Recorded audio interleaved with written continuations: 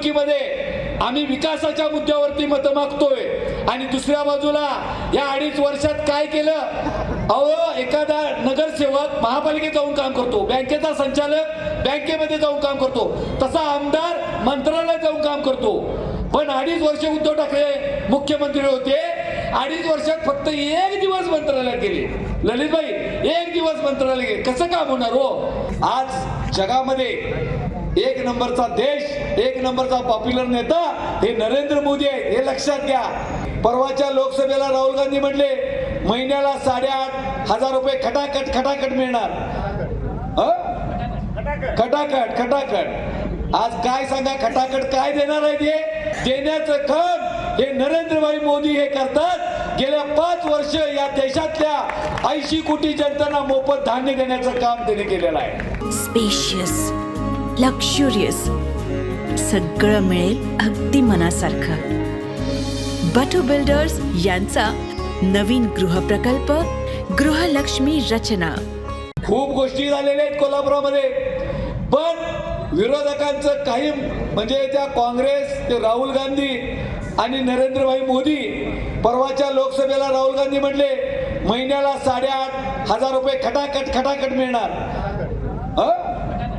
खटाखट खटाखट. आज काय सांगा, खटाखट काय देणार आहे? ते हे देण्याचं त्यांना माहित आहे, घेण्याचं त्यांना माहित आहे. देण्याचं काम हे नरेंद्रभाई मोदी हे करतात.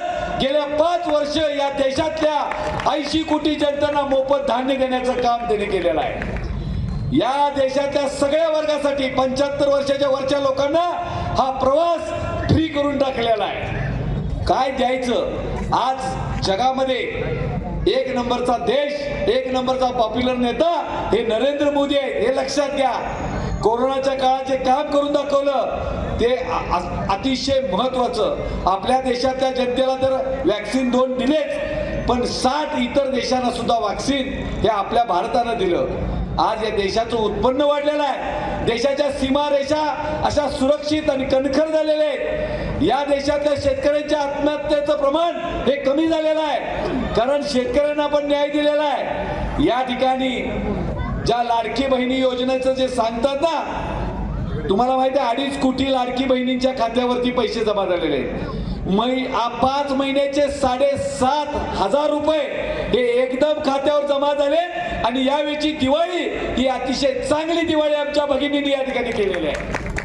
आता तुम्हाला माहिती आहे कोल्हापूर जिल्ह्यामध्ये 10.5 लाख आमच्या भगिनींच्या खात्यावर पैसे जमा झाले. 10.5 लाख. या 10.5 लाख पैशाची किंमत किती झाली माहिती आहे काय? 7.5 करोड रुपये हे कोल्हापूर जिल्ह्यात आले आणि ते या ठिकाणी फिरले. या आपल्या कोल्हापुरामध्ये हे 7.5 करोड रुपये आम्ही अभिमानानं सांगतो. त्यामुळं राजेश क्षीरसागर सक्षम उमेदवार आहेत. या महायुतीचे ते उमेदवार आहेत. आम्ही सगळे एकत्र आहोत. आज तुम्हाला माहिती आहे विद्यमान आमदार का सोडून गेले हो या काँग्रेसला? ते आपल्या या ठिकाणी पक्षामध्ये या तिने प्रवेश केलेला आहे. या नामुष्की एवढी या विरोधकांना आली. पहिल्याच लाटकरांची उमेदवारी जाहीर झाली, त्यानंतर क्षीरसागरांची झाली. क्षीरसागरची उमेदवारी झाल्यावर घाबरले, उमेदवारी बदलली. मधुरिमा राजेंना उमेदवारी दिली. मधुरिमा राजेंनी प्रयत्न केला, चाचपणी केली आणि हे लक्षात आलं की आपला काही टिकावं लागणार नाही, म्हणून ती माघार सुद्धा घेतली आणि चिन्ह हात गायब झालं. आणि आज पुरस्कृतीची पाळी या काँग्रेसवर आलेली आहे. आज आपल्या महायुतीमध्ये अनेक लोक सहभागी आहेत. मी या ठिकाणी राजारामपुरीमध्ये अभिनंदन करतो. आमचे जुने निष्ठावंत मित्र दुर्गेजी लिंगरज, कमलाकर जगदाळे या ठिकाणी त्यांनी पुन्हा शिवसेनेमध्ये प्रवेश केला. आणि याचबरोबर आमचे मार्गदर्शक ज्येष्ठ आमचे सुभाष जाधव बापू हे देखील या स्टेजवर या ठिकाणी उपस्थित आहेत. खरं तर या निमित्ताने सांगतो, दीपक जाधव आहेत, विजय जाधव आमचे भाजपचे जिल्हाध्यक्ष आहेत. मी आता इथं बसलो होतो, सुजित भाऊ आमचे जिल्हाध्यक्ष सुजित भाऊ चव्हाण आहेत, मी इथं बसलो होतो त्यावेळी म्हटलं हे स्टेज कुणाचं आहे? सगळे जाधवच बसल्यात. मी जाधव, मुरली जाधव, विजय जाधव, आमचे बापू जाधव, दीपक जाधव, सगळे जाधवच आहेत. खाली कुठं विश्वास जाधव आहेत खाली. तुम्हाला एक सांगतो, ज्यावेळी 14ची निवडणूक होती त्यावेळी मी अचानक कोल्हापूर उत्तरमधनं उभारलो राजेश क्षीरसागरांच्या विरोधात. 4 पक्ष वेगवेगळे लढले. मला 15 दिवसात प्रचार विजयदादा होते बरोबर. 15 दिवसात आम्ही आमच्या परीनं प्रयत्न केला, पण निवडणुकीमध्ये माझ्याकडे लक्ष दिलं नव्हतं. ABC मध्ये माझी सीट झाली होती. पण तरी देखील मी चंद्रकांत दादांना म्हटलं, दादा मला उभा केलायसा, प्रचाराला काय येत नाही, पक्षाचे नेते माझ्या प्रचाराला सभेला काय येत नाही, पैसे का खर्च करत नाही तुम्ही माझ्यावर, मला तिकीट तरी कशाला दिलं सा. मी म्हटलं तुम्हाला असं वाटतंय का दादा मला एक 5,000 10,000 मतं पडतील, ही चूक तुमची होईल म्हटलं, ही गैरसमजत आहे तुमची. दादा तुम्हाला मी सांगतो म्हटलं, हे मी निवडणुकीच्या मतदानाच्या आधी 4-5 दिवस दादांना म्हटलं 40,000च्या आत जर महेश जाधव आला तर नाव सांगणार 40,000च्या पुढे मतं घेणार. याचं कारण 10,000 मतं नुसत्या जाधवांचे आहे का नाही बापू. ही सगळी मतं आता धनुष्यबाणाला आहेत, काय काळजी करू नका. त्यामुळे या निवडणुकीमध्ये आम्ही विकासाच्या मुद्द्यावरती मतं मागतोय आणि दुसऱ्या बाजूला या 2.5 वर्षात काय केलं. अहो एखादा नगरसेवक महापालिकेत जाऊन काम करतो, बँकेचा संचालक बँकेमध्ये जाऊन काम करतो, तसा आमदार मंत्रालयात जाऊन काम करतो.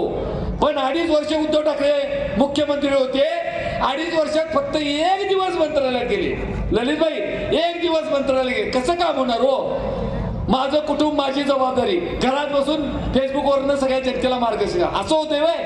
रस्त्यावर फिरायला लागतंय. आपले लाडके मुख्यमंत्री बघा, दरड कोसळली तिथं गेले, कुठं आग लागली तिथं गेले, कुठं शेतकऱ्यांचं नुकसान झालं तिथं गेले, केशवराव जळलं रातोरात तिथं आले, महापुराला तिथं होते.